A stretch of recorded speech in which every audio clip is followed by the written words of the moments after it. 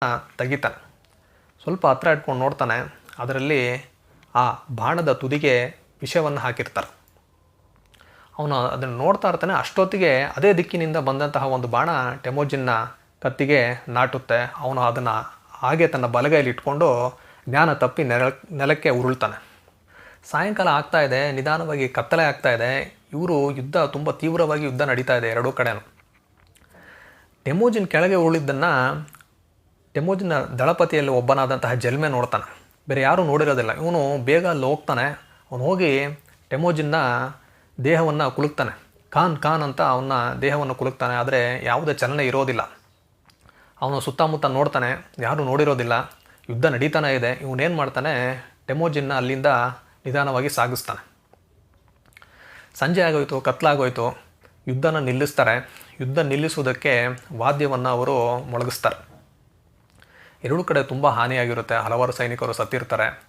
ಈಗ ಬೇರೆ ದಾರಿ ಇಲ್ಲ. ಇಬ್ಬರು ಒಂದೇ ಕಡೆ ಇರಬೇಕಾಗುತ್ತೆ. ಸ್ವಲ್ಪ ದೂರದಲ್ಲಿ ಎರಡೂ ಸೈನಿಕರು ಆ ಯುದ್ಧವನ್ನು ಮುಗಿಸಿ ಅಲ್ಲಿ ಬಿಡಾರವನ್ನು ಹಾಕ್ಕೊಂಡಿರ್ತಾರೆ. ಈಗ ಎರಡೂ ಕಡೆಯಲ್ಲೂ ತುಂಬ ಜೀವ ಹಾನಿ ಉಂಟಾಗಿದೆ. ಯಾರ್ಯಾರಿಗೆ ಗಾಯಗಳಾಗಿದೆಯೋ ಅವ್ರಿಗೆಲ್ಲ ಒಂದು ಔಷಧಿಯನ್ನು ಕೊಡ್ತಾ ಇರ್ತಾರೆ. ಕುದುರೆಗಳಿಗೆ ಔಷಧಿಯನ್ನು ಕೊಡ್ತಾ ಇರ್ತಾರೆ. ಎಲ್ಲ ತುಂಬ ಸುಸ್ತಾಗಿರ್ತಾರೆ. ಮಲಗಿದ್ರೆ ಸಾಕು ಅನ್ನೋ ರೀತಿಯಲ್ಲಿ ಇರುತ್ತೆ. ಆದರೆ ಭಯ, ಎಲ್ಲಿ ಶತ್ರುಗಳು ನಾವು ಮಲಗಿದಾಗ ಬಂದು ಮತ್ತೆ ದಾಳಿ ಮಾಡಿದ್ರೆ ಅಂತ ಎರಡೂ ಕಡೆಯವರೆಗೂ ಭಯ ಇರುತ್ತೆ. ಈ ರೀತಿ ಇರಬೇಕಾದ್ರೆ ಜಲ್ಮೆ ಏನು ಮಾಡ್ತಾನೆ, ಟೆಮೋಜಿನ್ಗೆ ಆ ಒಂದು ಬಾಣವನ್ನು ಕತ್ತಿನಿಂದ ತೆಗೆದಾಗ ಅವನು ಗೊತ್ತಾಗುತ್ತೆ ಈ ಒಂದು ಬಾಣಕ್ಕೆ ವಿಷ ಹಾಕಿದ್ದಾರೆ ಅಂತ. ಅವನೇನು ಮಾಡ್ತಾನೆ, ಆ ವಿಷ ಹೋಗಬಾರ್ದು ಅನ್ನೋದಕ್ಕೋಸ್ಕರ ಕತ್ತಿನಲ್ಲಿ ಬಾಯಿ ಹಾಕಿ ಆ ರಕ್ತವನ್ನು ಹೀರ್ತಾನೆ. ಆದರೆ ಅದನ್ನು ಕೆಳಗಡೆ ಅವನು ಉಗಿಯೋದಿಲ್ಲ. ಯಾಕಂದರೆ ತುಂಬ ರಕ್ತ ಅಲ್ಲಿ ಹೋದರೆ ಏನಾದರೂ ಈ ವಿಷಯ ತನ್ನ ಸೈನಿಕರಿಗೆ ಗೊತ್ತಾದರೆ, ಟೆಮೋಜಿನ್ಗೆ ಪೆಟ್ಟಾಗಿದೆ ಅಂತ ಗೊತ್ತಾದರೆ ಅವರ ಒಂದು ಧೈರ್ಯ ಎಲ್ಲ ಕಡಿಮೆ ಆಗಿಬಿಡುತ್ತೆ.